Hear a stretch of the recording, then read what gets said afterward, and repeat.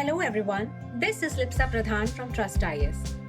आजकल हम सब गिग वर्कर्स के बारे में काफी कुछ सुन रहे हैं, तो आज का मेरा ये वीडियो गिग वर्कर्स पे बेस्ड है। गिग वर्कर्स हम उन लोगों को कहते हैं जो काम करते हैं स्विगी में, जोमैटो में, जेप्टो और ब्लिंकिट में, और जिनका काम होता है सामान को एक रेस्टोरेंट या आउटलेट से ले जाकर कस्टमर तक पहुंचाना।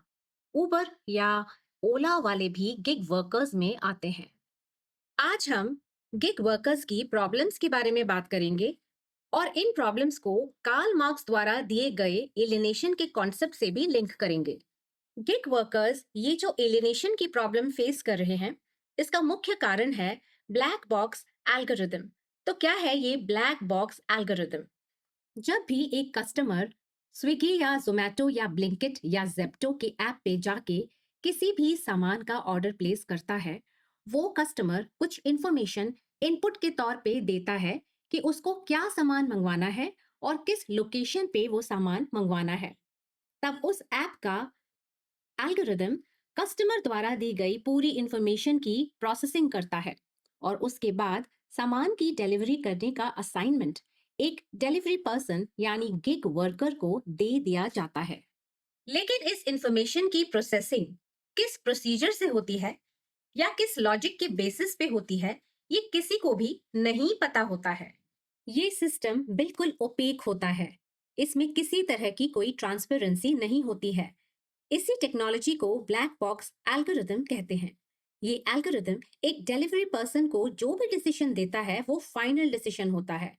गिग वर्कर्स को कितनी फीस मिलेगी और कितने टाइम लिमिट के अंदर सामान की डिलीवरी की जाएगी, वो एल्गोरिदम तय करता है।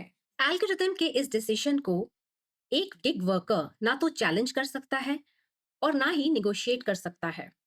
मतलब ये डिसीजन फाइनल है, टेक इट और लीव इट, या तो काम कर लो या मत करो।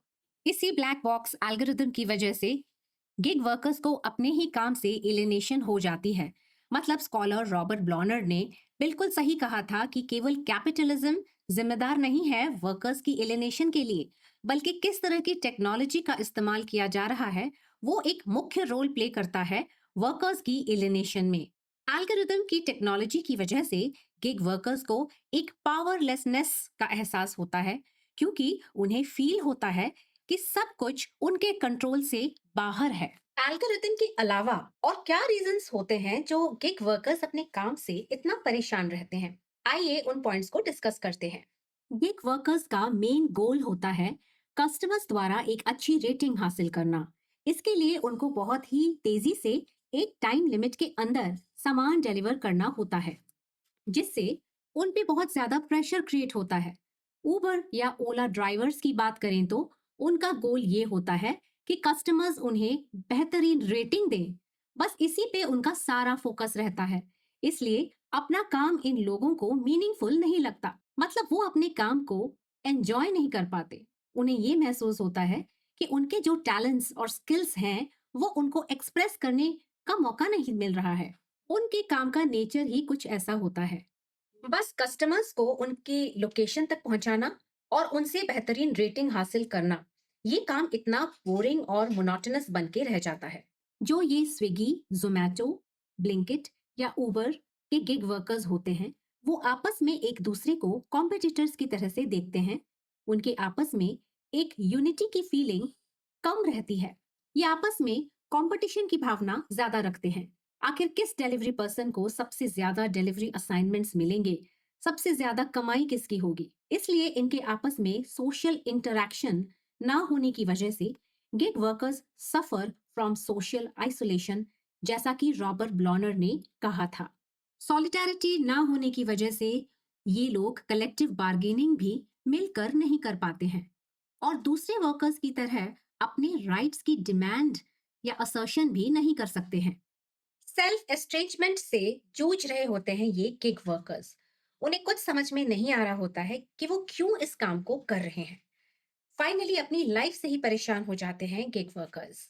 वो इसलिए क्योंकि काम को एंजॉय नहीं कर पा रहे। काम का मकसद रह जाता है सिर्फ मैट्रिक्स तक सीमित होकर। कस्टमर्स से अच्छी रेटिंग्स हासिल करना, टाइम लिमिट के अंदर सामान डिलीवर करवाना, बस। कभी आपसे भी ज़ोमैटो या ब्लिंकिट के डिलीवरी पर्सन ने कहा होगा कि सर प्लीज रेटिंग अच्छी दे देना। प्रॉब्लम ये भी है कि ये लोग किसी के एम्प्लॉयज नहीं होते, सिर्फ इंडिपेंडेंट कॉन्ट्रैक्टर्स की हैसियत से काम करते हैं। इसलिए इनको कोई मिनिमम वेजेस नहीं मिलते हैं। ये अपनी फाइनेंशियल इनसिक्योरिटी से परेशान रहते हैं। जॉब इनसिक्योरिटी भी उन्हें रहती है, क्योंकि अगर उनकी जॉब चली गई तो वो अपना घर कैसे चलाएंगे।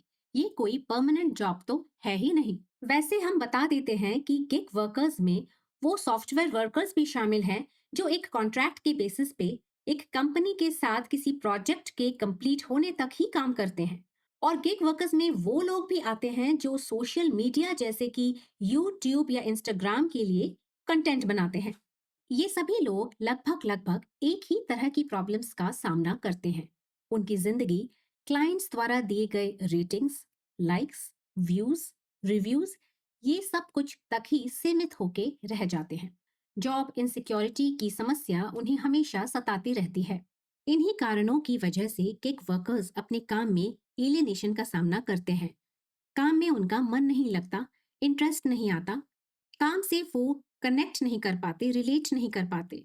तो इस तरह से कार्ल मार्क्स और रॉबर्ट ब्लॉनर दोनों कितने सही थे जब उन्होंने एलियनेशन की बात की थी। सोशल चेंज के आने की वजह से, इंडस्ट्रीज की वजह से, टेक्नोलॉजी की वजह से, उसी के साथ आई उनमें काम करने वालों की प्रॉब्लम्स।